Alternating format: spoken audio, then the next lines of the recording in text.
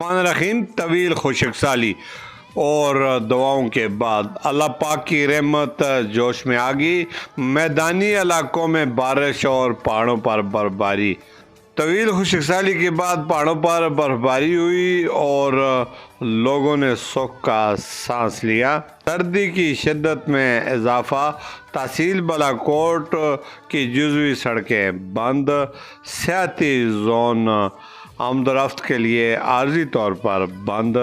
تاہم شوگران، ناران، کاغان، وادی منور میں اس وقت 1.5 سے 2 فٹ برف پڑ چکی ہے اور لوگ گھروں میں محصور ہو کر رہے۔ تاہم طویل خشک سالی کے بعد اللہ تعالیٰ نے جو رحمت کی بارش دی اور پہاڑوں پر برفباری، زیر زمین جو پانی کی کمی تھی اس کو پورا کرنے میں مدد ملے گی۔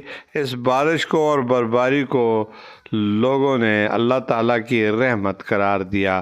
محکمہ موسمیات کے مطابق 2 روز بعد مزید بارش اور پہاڑوں پر برفباری کا امکان ہے۔ کیمرہ ٹیم کے ساتھ میر افضل گلزار، DMM نیوز، مانسر۔